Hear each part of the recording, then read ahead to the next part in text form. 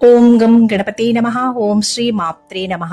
వైశాఖ పురాణము 28వ అధ్యాయము అక్షయ తృతీయ యొక్క విశిష్టత తెలిపే అధ్యాయము ఈ 28వ అధ్యాయము. అక్షయ తృతీయ అంటే ఏమిటి? అది వైశాఖ మాసంలో ఎప్పుడు వస్తుంది? ఆ రోజు ఏం చేయాలి? ఎలాంటి ఫలితాలు వస్తాయి? ఇంద్రుడు ఎందుకు అక్షయ తృతీయ పూజ చేశాడు? తద్వారా ఏమి పొందాడు అనే ఎన్నో ఆసక్తికర విశేషాలు, రహస్యాలు ఈ వీడియోతో తెలుసుకోండి. Welcome back to Anu devotional voice. నేను మీ అను. ఛానల్ ని సబ్స్క్రైబ్ చేసుకుని బెల్ ని టచ్ చేసి ఆల్ అనే ఆప్షన్ లో పెట్టుకోండి. వీడియో చివరిదాకా చూసి బాగుంది అనిపిస్తే లైక్ చేసి 10 మందికి తప్పకుండా షేర్ చేయండి. నారద మహాముని అంబరీషునకు వైశాఖ మాస మహిమను వివరిస్తూ ఇలా చెప్పసాగాడు. శృతదేవుడు శృతకీర్తి మహారాజుతో ఈ విధంగా పలుకుచున్నాడు. మహారాజా, వైశాఖ శుద్ధ తృతీయను అక్షయ తృతీయ అని అందరు. అది మిక్కిలి పవిత్రమైనది. ఈనాడు దేవతలకు, ఋషులకు, పితృదేవతలకు తర్పణాదులు ఇయ్యవలను. ఈనాడు చేసిన దానికి విశేష ఫలితము కలదు. ఈనాడు శ్రీహరిని పూజించి శ్రీహరి కథను వినినవారు ముక్తిని పొందుతారు.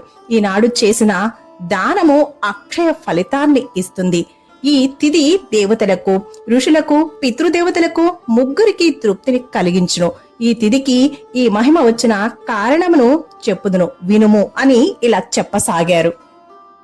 పూర్వము ఇంద్రునకు బలిచక్రవర్తితో పాతాళమున యుద్ధము జరిగెను. ఇంద్రుడు బలిచక్రవర్తిని జయించి తిరిగి వచ్చుచు భూలోకమును చేరెను. మార్గ మధ్యంలో ఉన్నటువంటి ఉతద్య మహాముని ఆశ్రమంలోనికి వెళ్లెను. త్రిలోక సుందరియు గర్భవతి అగు ముని భార్యను చూసిన ఇంద్రుడు మోహించెను. ఆమెను బలవంతంగా అనుభవించెను. ఆమె గర్భమున ఉన్నటువంటి పిండము ఇంద్రుని వీర్యమును లోనికి రానియక పాదమును అడ్డుగా ఉంచెను. దాంతో ఇంద్రుడు కోపించి గర్భస్థ శిశువుకు గుడ్డివాడివి కమ్ము అని శాపమిచ్చెను.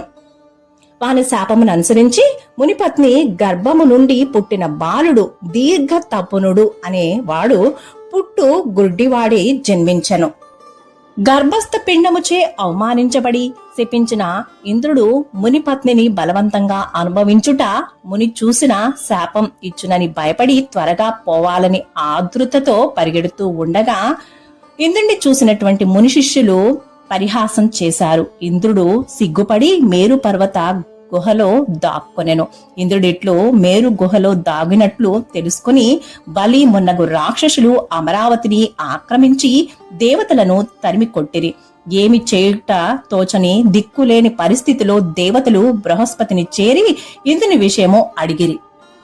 అప్పుడు బృహస్పతి దేవతలకు ఇంద్రుని పరిస్థితి వివరించి ఇంద్రుడు శశి సహితుడే మేరు పర్వత గుహలో ఉన్నాడు అని చెప్పాను. అప్పుడు వారందరూ మేరు పర్వత గుహను చేరి ఇంద్రుని బహువిధములుగా స్తుతించరి. బృహస్పతి మొదలగు వారు స్తుతులను విని ఇంద్రుడు సిగ్గుపడుచు వారి ముందు వచ్చి నిలబడెను.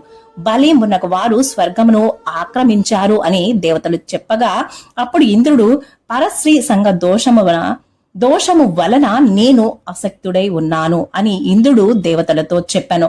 ఇంద్రుని మాటలు విని బృహస్పతి దేవతలు ఏమి చేయవలే అని ఆలోచనలో పడిరి. అప్పుడు బృహస్పతి దేవతలతో ఇట్లు చెప్పాను. ప్రస్తుతము శ్రీహరికి మిక్కిలి ఇష్టమగు వైశాఖ మాసము గడుచుచున్నది.